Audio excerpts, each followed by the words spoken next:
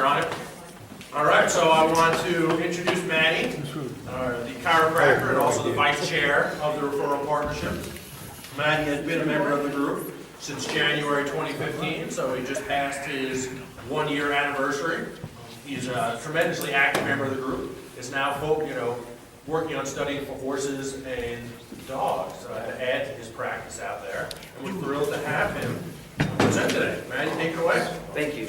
So I actually got an email from Dan yesterday asking if I would go ahead and give a presentation. I was supposed to go a couple weeks ago, but I was looking over the presentation I was going to give, and it just didn't feel right. So I started thinking about what I wanted to say, and decided to say something a little bit different.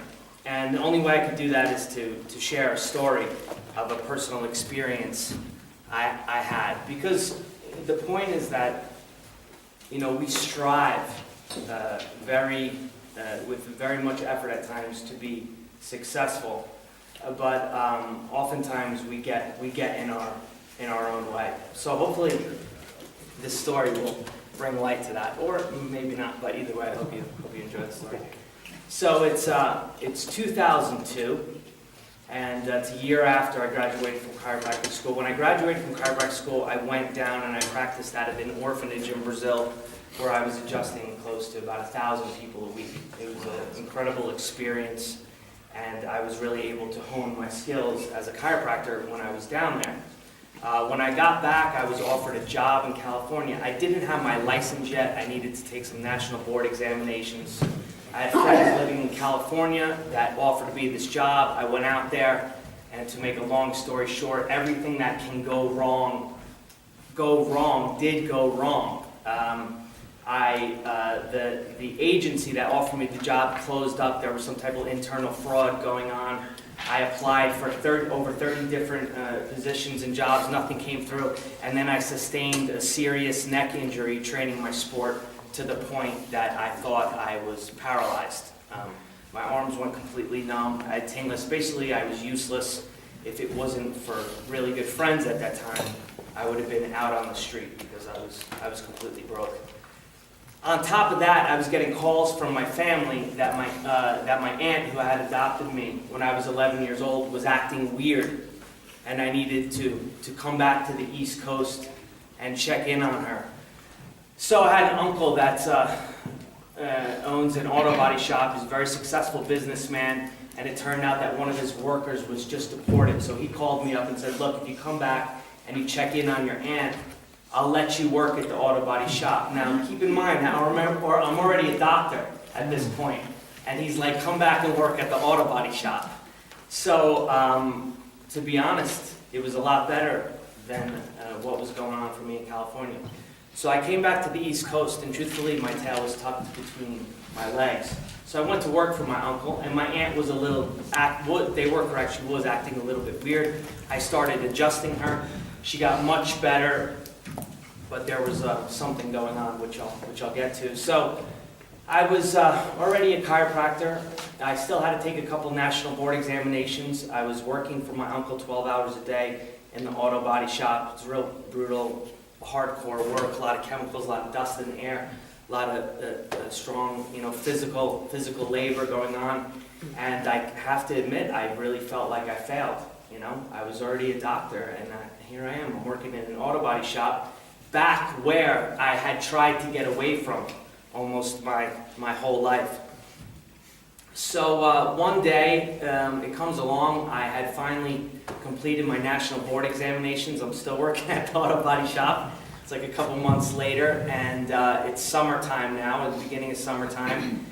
And my cousin, my uncle's son, who managed the shop, was in a real wicked mood that day. So he's making me do all this grunt work. So finally he says to me, he goes, "I want you to take this." And it was a barrel of chemicals called Roundup, very toxic to the environment. He's like, "I want you to go to the upper lot." He goes, "and I want you to spray everything. Just kill everything you see. Just spray everything."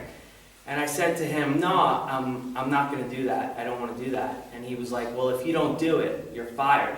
And when he said "you're fired," it was like someone opened a door a little bit, just a crack, and it let like all this light in. You know, I can taste freedom. So I said, I'm not doing it. He said, you're fired. And when he said it, it was almost like slow motion.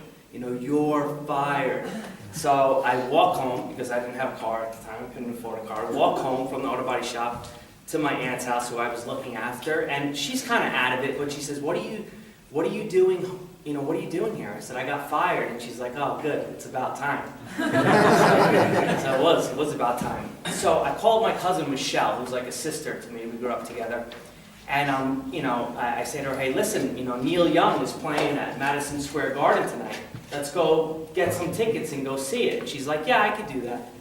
So we go into the city, we buy some tickets, we go see Neil Young. He comes out on stage and he goes, before I start this concert, I just want to say, you know, if you ever have a chance to stick up for Mother Earth, do it, you know? I'm like, all right, that's kind of trippy, you know? And I'm like, all right.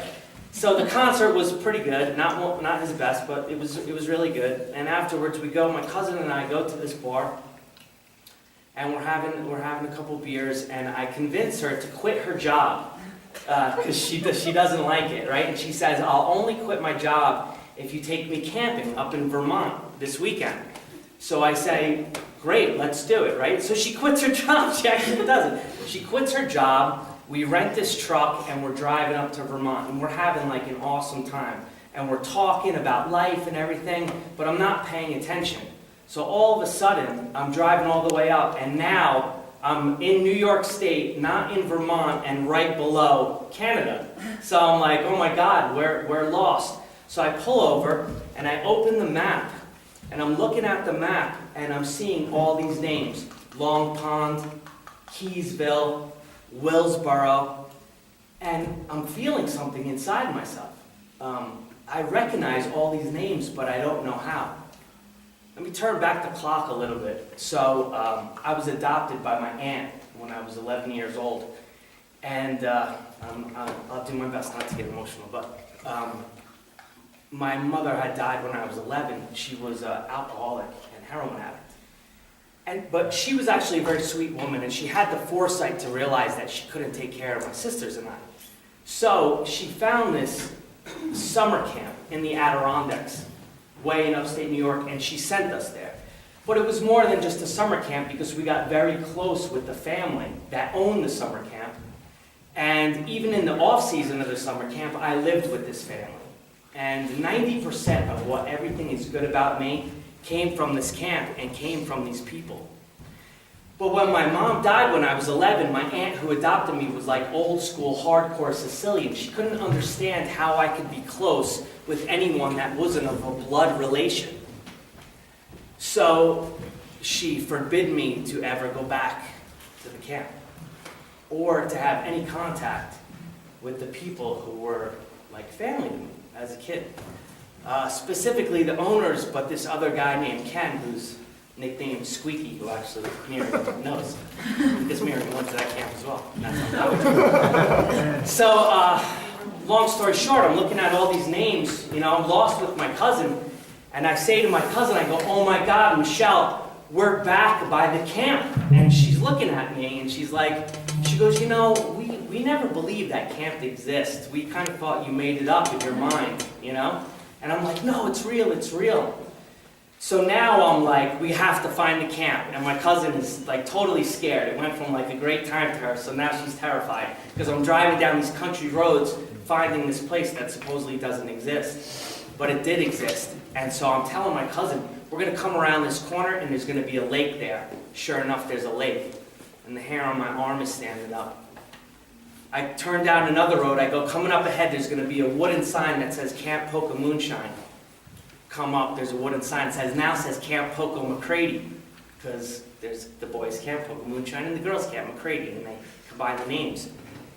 And if you look down that road, it's like just solid, it's very different, like very dense forest. So if you don't know what's going on, it kind of looks a little scary turning down the road. So I turn down the road, and my cousin is going, no, don't do it, you know. So we turn down the road, but the hairs on my arm standing up. And as we come down the road, it opens up, and there's kids running around, and there's someone standing in the middle of this sand parking lot. And I say to my cousin, I know who that is. And she's like, no, you don't. And I go, yeah, I do. I know who that is. So I pull in, and I roll down the window, and the guy says, can I help you? And I said, yeah, my sisters and I used to live up here when we were kids. Before I even finished, he says to me, MattieLeto, and I look at him and I say, Tim Singer. I did know the guy. He was one of my counselors when I was a kid. I pull in, I hardly get out of the car, he's grabbing me and hugging me, starts telling me that for years, how they tried to contact me, but my aunt and the rest of my family would never let me contact them, right? Well, sorry. Well, wrap it up, Mattie. Yeah. We have to hear Next it. year, you'll be able to finish. Yeah. No, you have another 5 minutes. All right, so I come in and immediately I'm asking about this guy, Squeaky, because he was pretty much my caretaker. I mean, he was like big brother, father to me at that young. I had never had a dad. My dad died when I was 2, and he meant everything to me. So I say, Squeaky here, Squeaky here? And he's like, yeah, he's here, he's here. So, you know, people are coming up to me, and I hadn't seen these people in 19 years. But it's just like yesterday. It's like a true reunion. People are crying, you know, it's crazy. So I'm psyched, and I'm like thinking, I can't wait to see Squeaky. So we're unloading the truck because they say, you guys are staying here. You can stay here for the weekend, camp out here, do whatever you want. And sure enough, here he comes, here's Squeaky. And I run up to him and I'm like, oh my God, Squeak, how are you? And he looks at me, he goes, good to see you. And kind of just walks away. And I'm like, did I make this all up in my head? Did I, you know? So long story short, he didn't recognize me. And he ran into Tim Singer, who I first saw, and Tim Singer was like, did you see him? Do you see? Squeak was like, who is that? And he's like, it's MattieLeto. So this Squeak runs over, and of course, you know, it's a real intense reunion, you know? It's like reuniting with like your father, you know, your long-lost father. By the end of the weekend, they basically offered me a job and basically told me, you're not going back, you're staying up here now. So I gave the keys to my cousin Michelle. They offered her a job as well, she didn't want to take it. Gave the keys to my cousin Michelle. She got in the truck and left. I stayed the entire summer, and I managed the health department at the camp, and I was also the camp nurse. I'm not a nurse, but it worked for me. The plan was for me to stay there. I was going to open a practice in Burlington, Vermont, but my aunt was actually, acting weird was the early signs of dementia. So I left. I went back down to New Jersey, and that's why I ended up opening my first chiropractic practice in New York, in Manhattan for years. The town she lived in, New Jersey, was right outside of New York City, and I took care of her until she died in 2012.